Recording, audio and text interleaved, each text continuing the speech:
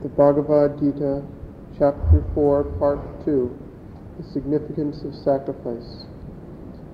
The Gita's theory of sacrifice is stated in two separate passages. One we find in the 3rd chapter, another in the 4th. The first gives it in language which might, taken by itself, seem to be speaking only of the ceremonial sacrifice. The second, interpreting that into the sense of a large philosophical symbolism, transforms at once its whole significance and raises it to a plane of high psychological and spiritual truth. Here are the two ideals, Vedist and Vedantist, standing as if in all their sharp original separation and opposition. On one side, the active ideal of acquiring enjoyments here and the highest good beyond by sacrifice and the mutual dependence of the human being and the divine powers. And on the other, facing it, the austerer ideal of the liberated man who, independent in the spirit, has nothing to do with enjoyment or works or the human or the divine worlds, but exists only in the peace of the Supreme Self. Joy is only in the calm joy of the Brahman. The whole sense and drift of this teaching turns upon the interpretation we are to give to the important words yajna, karma, brahma, sacrifice, work, Brahman. The highest good comes when the sacrifice is no longer to the gods, but to the one all-pervading divine established in the sacrifice, of whom the gods are inferior forms and powers. And when he puts away the lower self that desires and enjoys, and gives up his personal sense of being the worker to the true executrix of all works, Prakriti, and his personal sense of being the enjoyer to the divine Purusha, the higher and universal self who is the real enjoyer of the works of Prakriti. In that self, and not in any personal enjoyment, he finds now his soul satisfaction, complete content, pure delight. He has nothing to gain by action or inaction, depends neither on gods nor men for anything, seeks no profit from any, for the self-delight is all sufficient to him, but does works for the sake of the divine only, as a pure sacrifice, without attachment or desire. The one thing needful, the saving principle constant in all the variations of forms of sacrifice, is to subordinate the lower activities, to diminish the control of desire, and replace it by a superior energy, to abandon the purely egoistic enjoyment for that diviner delight which comes by sacrifice, by self-dedication, by self-mastery, by giving up of one's lower impulses to a greater and higher aim. Brahmarpanam brahmavir brahmagno brahmanahutam brahmaiva tena gantavyam brahma karma samadhina daivameva pare yajnam yoginah paryupasate brahmagnam pare yajnam yajnenaivopajuhvati श्रोत्रादीनीन्द्रियाण्यन्ये संयमाग्निषु जुह्वति शब्दादीन् विषयानन्य इन्द्रियाग्निषु जुह्वति सर्वाणीन्द्रियकर्माणि प्राणकर्माणि चापरे आत्मसंयमयोगाग्नौ जुह्वति ज्ञानदीपिते द्रव्ययज्ञास्तपोयज्ञा योगयज्ञास्तथा परे स्वाध्यायज्ञानयज्ञाश्च यतयः संशितव्रताः अपाने जुह्वति प्राणं प्राणे पानं तथा परे प्राणापानगतिरुद्ध्वा प्राणायामपरायणाः अपरे नियताहाराः प्राणान् प्राणेष्जुह्वति ये सर्वेऽप्येते यज्ञविदो यज्ञक्षपितकल्मषाः यज्ञशिष्टामृतभुजो यन्ति ब्रह्म सनातनम् नायं लोकोऽस्त्ययज्ञस्य कुतोऽन्यः कुरु सत्तम एवं बहुविधा यज्ञा वितता ब्रह्मणो मुखे कर्मजान् विद्धितान् सर्वान् एवं ज्ञात्वा विमोक्ष्यसे श्रेयान् द्रव्यमयादि यज्ञात् ज्ञानयज्ञः परन्तप सर्वं कर्माखिलं पार्थ ज्ञाने परिसमाप्यते तद्विद्धि प्रणिपातेन परिप्रश्नेन सेवया उपदेक्ष्यन्ति ते ज्ञानं ज्ञानिनस्तत्त्वदर्शिनः यज्ञात्वा न पुनर्मोहम् एवं यास्यसि पाण्डव येन भूतान्यशेषेण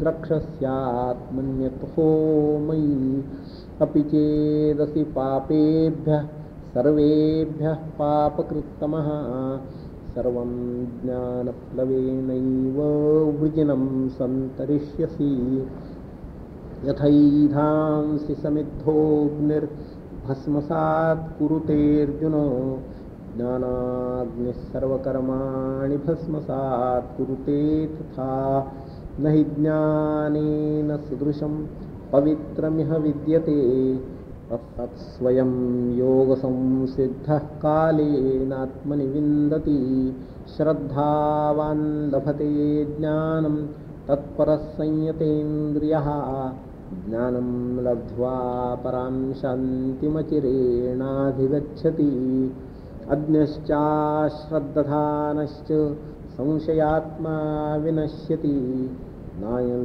लोकोऽस्ति न परो न सुखं संशयात्मनः योगसन्न्यस्तकर्माणं ज्ञानसञ्छिन्नसंशयम् आत्मवन्तं न कर्माणि निबध्नन्ति धनञ्जय तस्मादज्ञानसम्भूतं हृत्स्थं ज्ञानासीनात्मनः चित्वैनं संशयं योगम् आतिष्ठोत्तिष्ठ भारत। ओम इति श्रीमद्भगवद्गीतासु उपनिषत्सु ब्रह्मविद्यायां योगशास्त्रे श्रीकृष्णार्जुनसंवादे ज्ञानविज्ञानयोगो नाम चतुर्थोऽध्यायः। श्रीकृष्णार्पणमस्तु। हरये नमः। हरये नमः। हरये नमः। The significance of sacrifice. Brahman is the giving, Brahman is the food offering. By Brahman it is offered into the Brahman fire. Brahman is that which is to be attained by samadhi in Brahma action. Some yogins follow after the sacrifice which is of the gods. Others offer the sacrifice by the sacrifice itself into the Brahman fire. Some offer hearing and the other senses into the fires of control. Others offer sound and the objects of sense into the fires of sense. And others offer all the actions of the sense and all the actions of the vital force into the fire of the yoga of self-control kindled by knowledge. The offering of the striver after perfection may be material and physical, like that consecrated in worship by the devotee to his deity, or it may be the austerity of his self-discipline and energy of his soul directed to some high aim, or it may be some form of yoga, or it may be the offering of reading and knowledge. Others again who are devoted to controlling the breath, having restrained the prana and apana, pour a sacrifice prana into apana and apana into prana. Others, having regulated the food, pour a sacrifice their life breaths into life breaths. All these are knowers of sacrifice, and by sacrifice have destroyed their sins. They who enjoy the nectar of immortality left over from the sacrifice attain to the eternal Brahman. This world is not for him who doeth not sacrifice. How then any other world?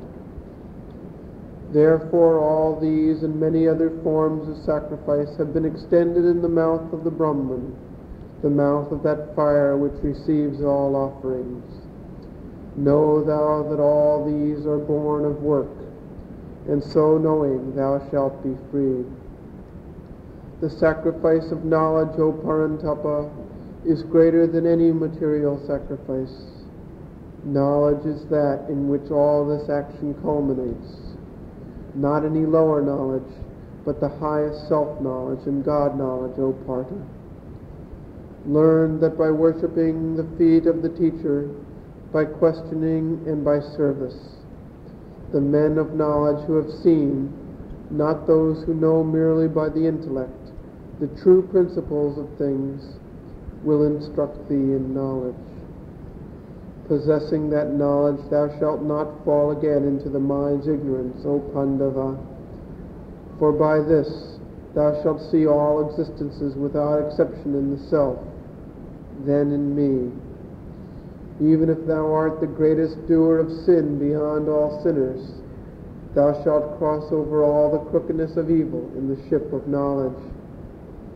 As a fire kindled turns to ashes its fuel, O Arjuna, so the fire of knowledge turns all works to ashes. There is nothing in the world equal in purity to knowledge.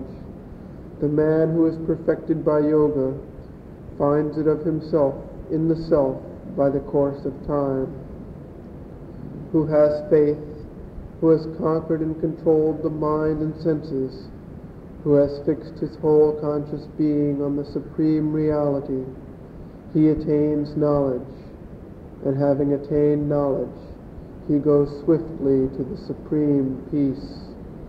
The ignorant who has not faith, the soul of doubt, goeth to perdition.